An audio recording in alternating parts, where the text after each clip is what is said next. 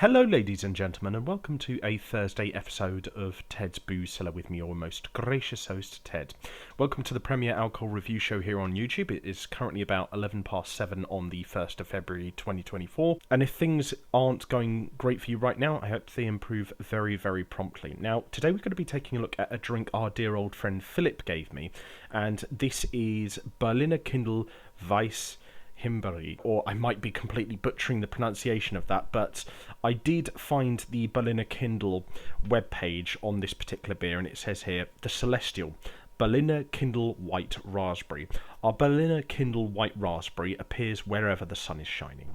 Wonderfully fresh, fruity, sparkling, and with a dash, very German description there.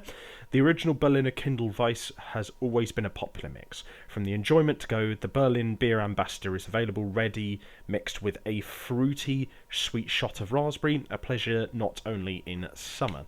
And it's got a almost slightly pinkish label to it here, as you can see, with the white outline and gold outlines as well, and the black writing, which contrasts really nicely against each other. So I'll say right off the bat, I'm going to give the label of this I would honestly say like a 10. It's a simple design, it's got really nice colours that contrast really good against each other, and you kind of know what you're getting in for. You get the impression that this is sort of a bit of a hazy Central European beer, and I did ask Big Phil for some feedback on his own description of this beer as well. The way that Phil described it is that it is very light and frothy, extremely flavourful and sweet, characteristic of German Weiss beer with the distinctive northern German twist.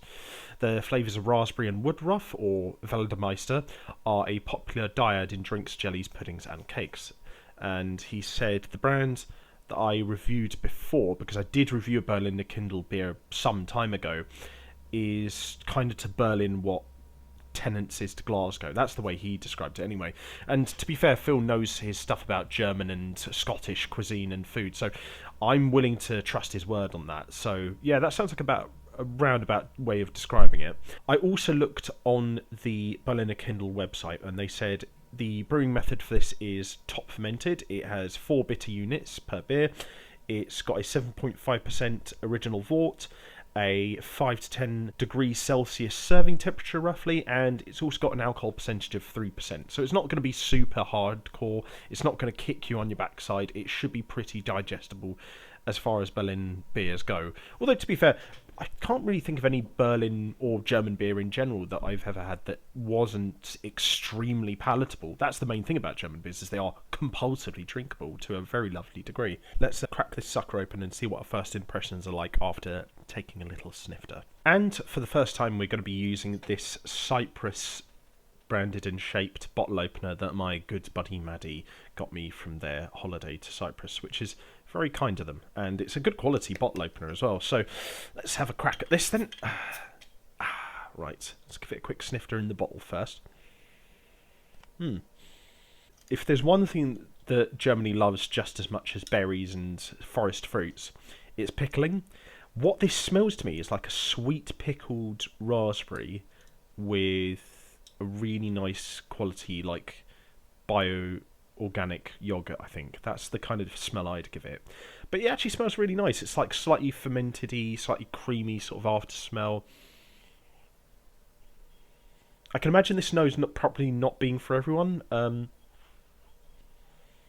But generally, I do like it. I think I'll give it a 7 out of 10. It's not the greatest nose of any German beer I've ever had, but generally speaking, it does smell all right.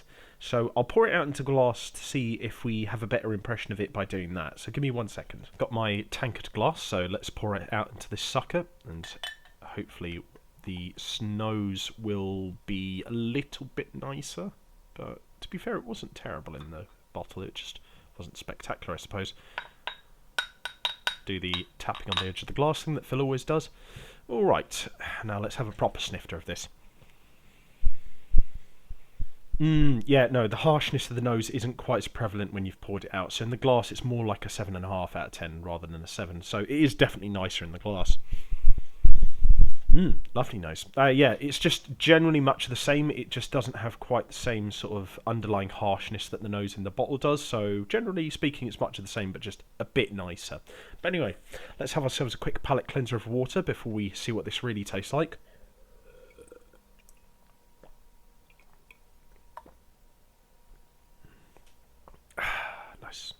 And then on to the most important part of the video, which is to see what this sucker tastes like. So to everyone at home, bottoms up, hope you have a good weekend ahead, and as always, cheers. Let's see what this sucker tastes like.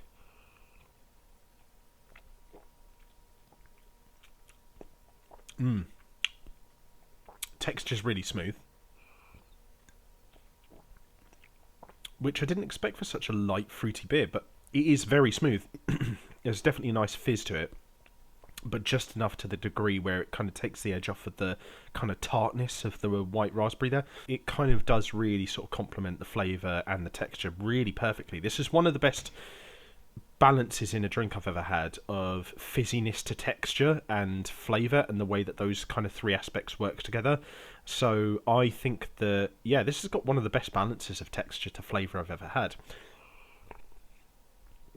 Now, in terms of the flavour itself, though, I do feel like it could be a little bit more fuller bodied. I feel like if they raised it to a 4% alcohol beer to make it slightly stronger and also just give it a bit more of a slightly tartar finish and a slightly fuller main body to the drink, I feel like I would rate this probably a lot more highly. As it is, it's generally a very palatable drink indeed. It's got a really nice haziness to it.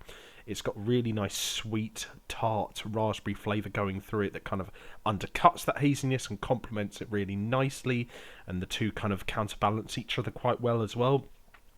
But I just feel like the main body of the flavour does need a little bit more extra character, and I do think it could be with being a bit more tart in the aftertaste to kind of offset some of that sweetness at the beginning. But generally speaking, the overall experience of this from beginning to start is generally very enjoyable. I think so far I'm enjoying it quite a lot just sipping it.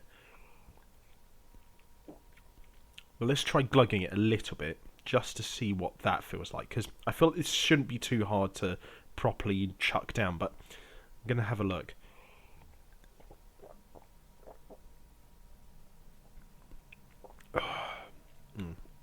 Okay, so the texture is slightly easier to come to terms with when you're just sipping it. So I'd probably say this is more of like an enjoyment kind of beer that you just have along with something like a nice fruit pasty or a nice hearty German dinner. But generally speaking, I think it's nice to drink either way. I think just sipping it a little bit more is probably a nicer way of consuming it, though. And I think that kind of works more to the strengths of the texture as well. So, I think if you're properly glugging it, I think it's probably... I'm probably going to say like a 7. But if you're sipping it, it is honestly like an 8. It is a good beer. It's definitely above average. It's one of the better fruity flavoured beers I've had outside of Belgium.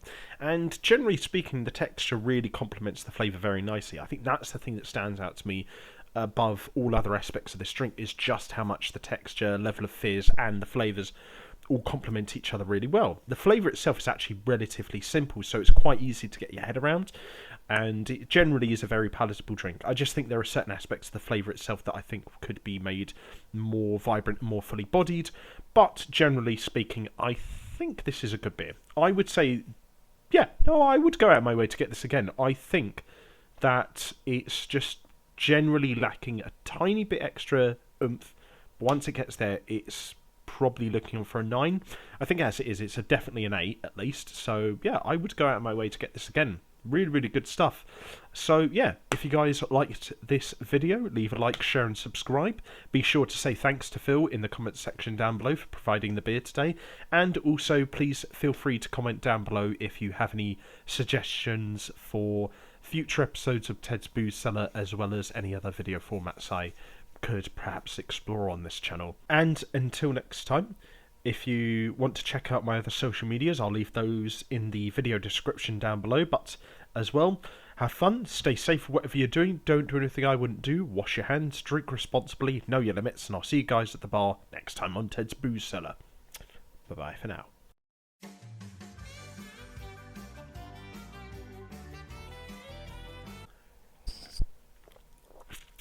Wunderbar. Das ist wunderbar.